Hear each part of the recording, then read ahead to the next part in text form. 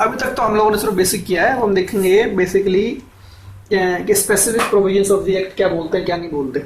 Section 148 की जहां तक मैं बात करूं, सेक्शन 148(1) जो है वो साफ साफ बोलता है कि सेंट्रल गवर्नमेंट में specify by order in respect of such class of companies engaged in the production of such goods. Basically the point is it is basically applicable on service sector also, it is basically applicable on manufacturing also, both दोनों के ऊपर apply हो सकता है।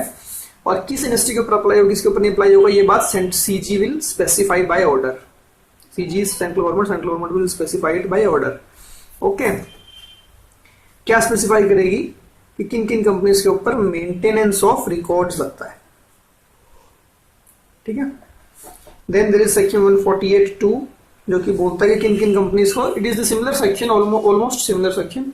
इसमें ये बोलता है कि ऐसी सरकार क्या करेगी, इनमें से कुछ कंपनियों को, जो 148(1) के अंदर रिकॉर्ड्स मेंटेन करने की वो है, इनमें से कुछ कंपनियों के ऊपर सरकार बोल सकती है कि इनका आप ऑडिट भी कराइए, है ना, audit bye a cost accountant. Okay,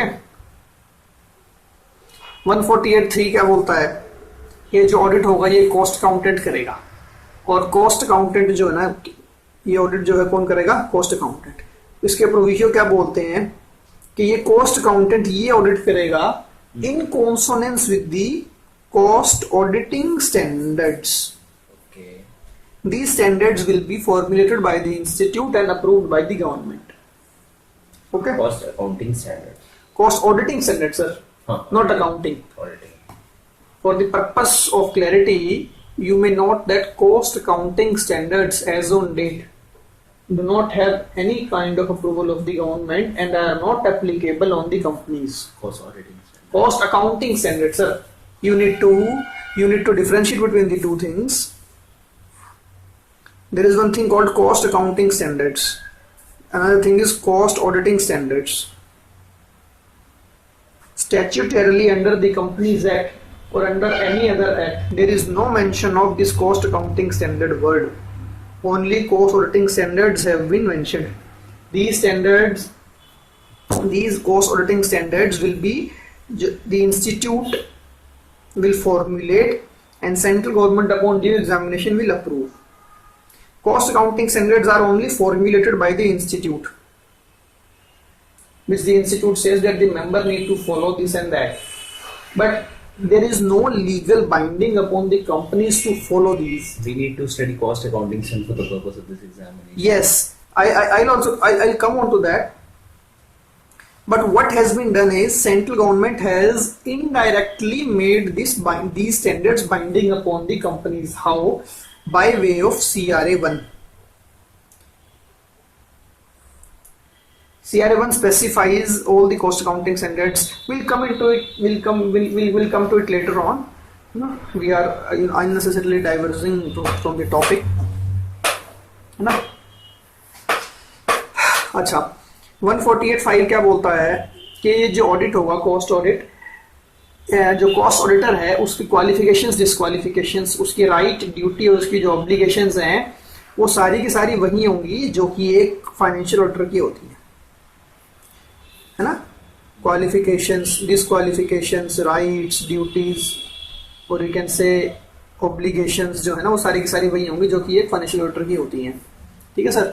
और दूसरा इसके अंदर क्या बोलता है 148(5) के अंदर ही, जो कि अदरवाइज भी है, कि company will assist and provide all facilities to the cost auditor so that he can complete his cost audit on time. Okay, अच्छा, जो कॉस्ट ऑडिटर है वो अपनी जो रिपोर्ट है, नए रूल्स के अंदर थोड़ा सा सिस्टम में चेंज हुआ है। नए रूल क्या बोलते हैं, जो कॉस्ट ऑडिटर है वो क्या करेगा, कॉस्ट ऑडिट करेगा, उसको जो अपनी रिपोर्ट है वो बोर्ड ऑफ डायरेक्टर्स को देगा। बोर्ड ऑफ डायरेक्टर्स अगर कोई क्वालिफिकेशंस है तो उन क्वालिफिकेशंस के ऊपर साथ में अपनी एक्सप्लेनेशंस लगाएंगे and then report plus explanations they will submit to the government. Okay, this I am telling you to integrate. This is not mentioned in this section. This I am telling you. Okay.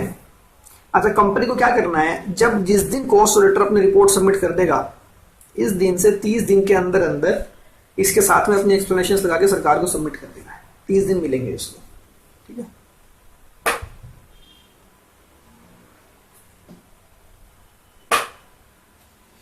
अच्छा, इसके अंदर एक और point भी है कि अगर सरकार को बाद में लगता है, मतलब when the government receives the report along with the explanations and the government is of the view that the explanations are insufficient or the company has not provided what is required, or the government needs something else which has not been specified elsewhere, then the government can call data from the company and the company will have to submit the requisite data within 30 days. Within 30 days. Now 148(8) क्या बोलता है? If there is any default by the company or any default by the auditor, they will be punishable in the same manner as it is done in case of financial auditor. In case of financial auditor, it is specified in section 147. Okay? Yes. 147 के अंदर company के ऊपर, जो company के officers हैं उनके ऊपर, और जो ऑडिटर हैं उनके ऊपर, इन तीनों के लिए पनिशमेंट स्पेसिफाइड है। We need not go into the punishments के कितने कितने पनिशमेंट स्पेसिफाइड है। ओके।